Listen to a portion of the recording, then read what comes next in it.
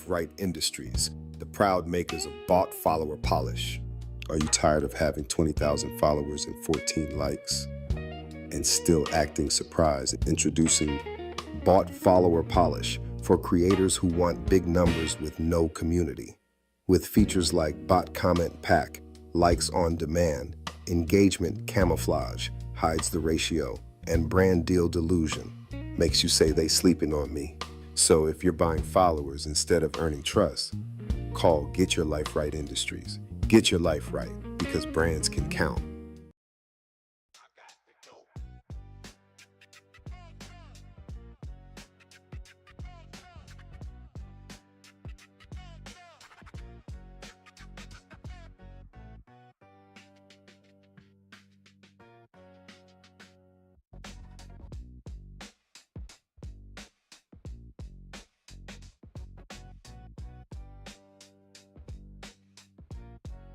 Hello, my name is Allee Major. Tonight, I'm going to do something most people avoid.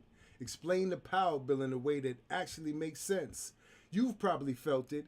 Your power bill doesn't just feel higher, it feels unfair. And the public conversation keeps collapsing around one sentence. Data centers are here, and now we're paying for it. Here's what we're going to do. No rumors, no vibes. We're going to walk through the mechanics. What's in the bill? What costs are rising, why they rise, and what questions you're entitled to ask when your household budget is getting the squeeze. This is not an anti-technology rant. This is not a conspiracy hour. This is not me promising you a magic trick that cuts your bill in half. This is civic literacy. Because you don't understand the bill, you can't change the bill. Tonight's focus is data centers popping up through the nation. I'm going to keep this responsible and defensible. I'm not going to claim a secret like data centers pay X amount unless I can show you in the tariff or the filing says it. But I am going to explain the real issue, how large 24/7 demand changes the system.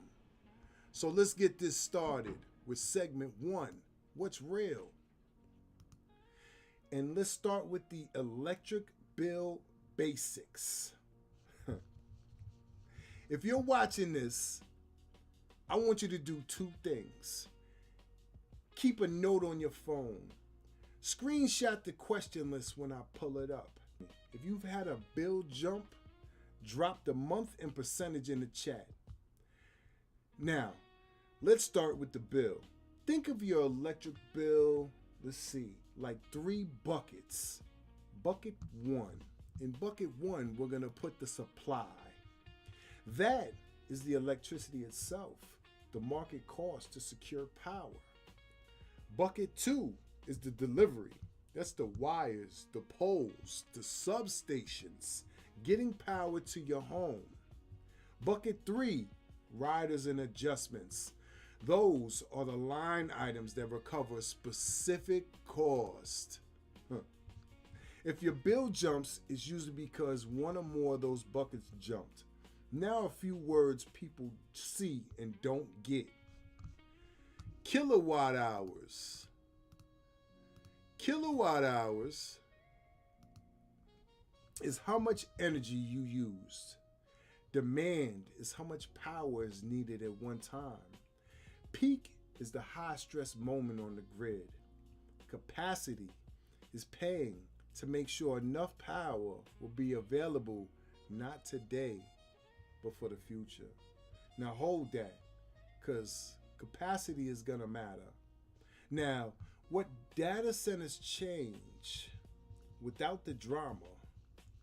A data center isn't a normal building. It's a 24/7 industrial load. Servers don't close. Cooling does not take a day off.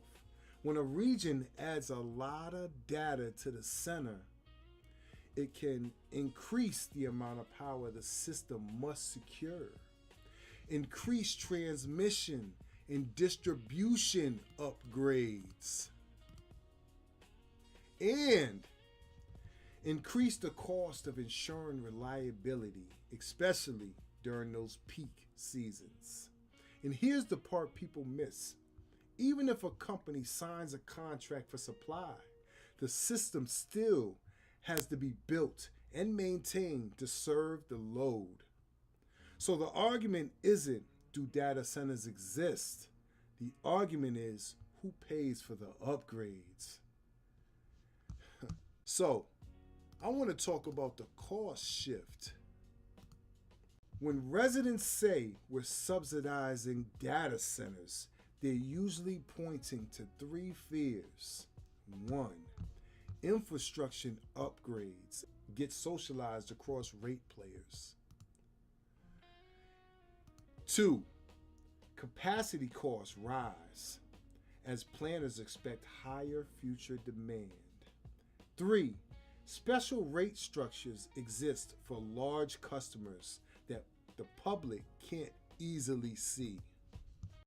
I'm not claiming a specific secret rate. I'm saying the structure of utility pricing can be outcomes where the households feel the squeeze while the large customers keep expanding. So the only responsible move for us to see is transparency. So now I want to give you a list of questions to ask your power company. The cost to serve. What is the cost to serve large 24/7 loads versus households? Upgrade responsibility. Which upgrades are triggered by new large loads and who pays? Rate designs. What costs are being recovered through supply, delivery, or riders? Reliability plan. What is the reliability plan for peak seasons with new load growth? Transparency. What information is public? What is hidden behind confidential contracts? Community benefits. If the region is carrying the burden, what's the benefit package? Jobs, tax relief, bill credits, infrastructure? Projections. What projections exist for low-income households and fixed-income residents? If you don't get a straight answer to those questions, you don't have a pricing problem. You have a governance problem. Now let's move on to capacity. Now I want to give you a simple analogy. So let's explain it the right way. Capacity is like paying a retainer to make sure the lights stay on later. You're not just paying for what you used yesterday or today. You're paying to ensure the system can handle tomorrow. What planners expect demand to surge to? Capacity prices rise. And when those prices rise, they can show up in supply portions on your bill. So when people feel a sudden jump, it's not always because they personally used a lot more energy. Sometimes it's because the system's price changed.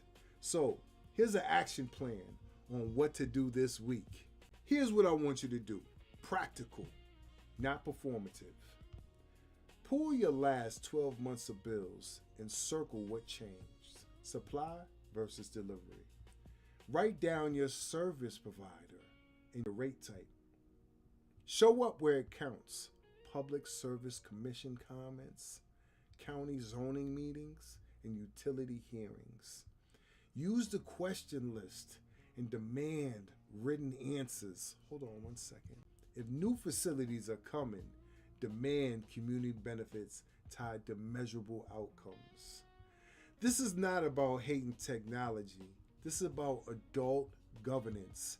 If your city is becoming a place where massive 24/7 loads expand, then residents deserve three things: transparency, affordability, protections, and a fair deal.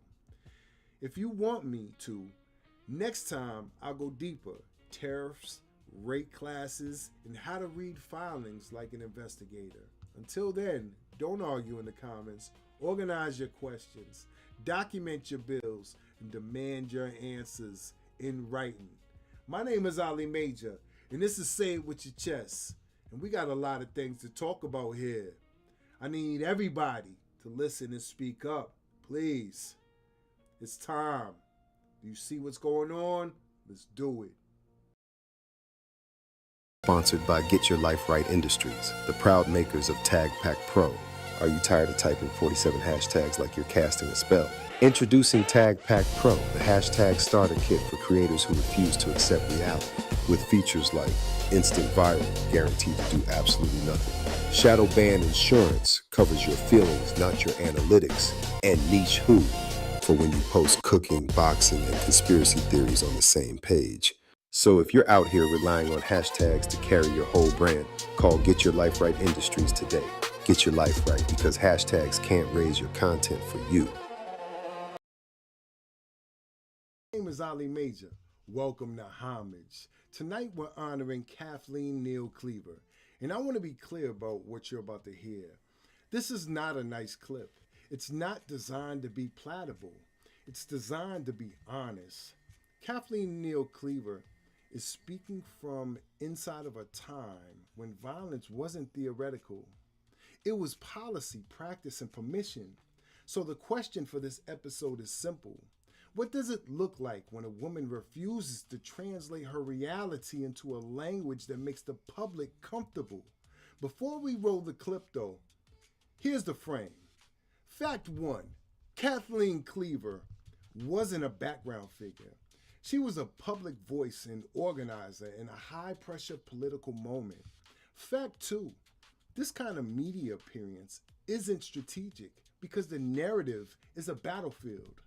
Fact 3, when you speak like this public, you're not just debating, you're volunteering for surveillance, targeting, and consequences. Now, 2 important notes so we can handle this with precision. We're not here to romanticize anger. We're here to understand what conditions produce language this sharp.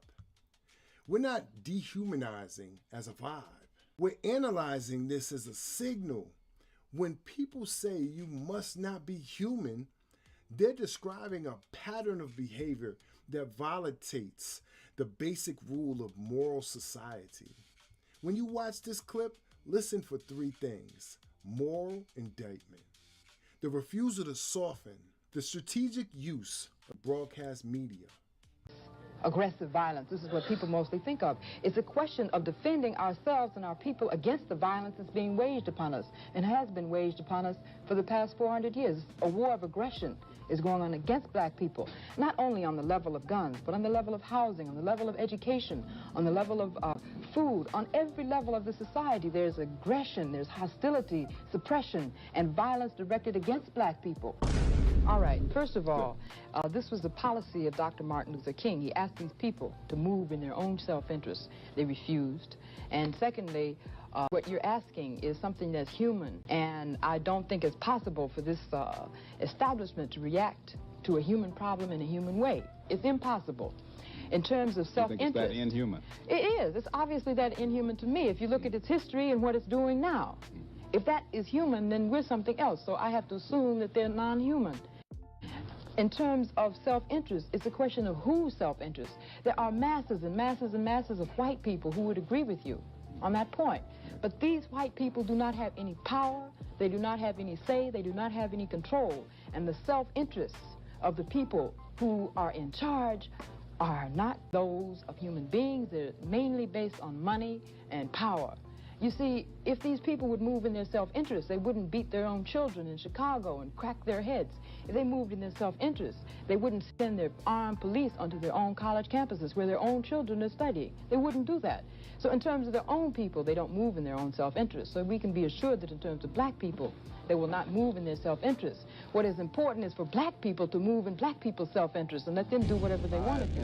What you just watched is a woman using national media to do something most people are too cautious to do. She named not unrest, not tensions, not both sides. She's describing what she sees as a repeated pattern. Adults harming young people, brutality showing up in places that are supposed to represent learning and safety, and innocent being treated as disposable. The clip is not only emotional, it's messaging, it's discipline. She's not asking for permission to be heard.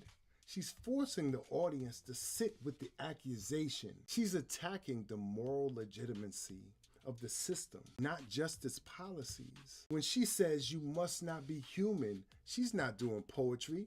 She's saying your actions place you outside of the moral contract. Broadcast media is a pressure amplifier. If you can't win through institutions, go public.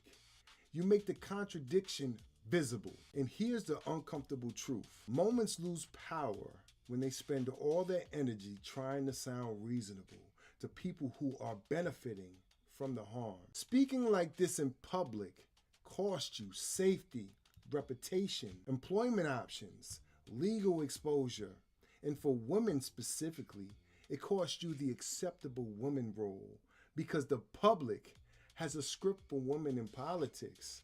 Be calm, be grateful, be polite, be quiet. Kathleen Cleaver breaks that script, and that's the part of why this clip hits so hard. Here's how you apply this moment right now in 2026 without turning this into cosplay. Name the harm without laundering the language. If you can't describe the problem plainly, you can't organize against it. In one sentence, write who is harmed, who benefits, what behavior keeps repeating. Kathleen used broadcast because the public arena can create consequences that institutions won't. The public arena can change the public narrative, content, the press, the community. Institutional pressure, it will change policy, legality, and workplace actions. Outrage is fueled. Structure is the engine. Pick one weekly operating system. A weekly meeting, a weekly outreach target, weekly training, weekly content drop. Don't confuse strong language with leverage. And that's a warning. Strong language gets attention. Leverage changes behaviors. So track one metric: dollars redirected, calls made, sign-ups, attendance, votes. Kathleen Neal Cleaver is a reminder that power doesn't always show up in politeness.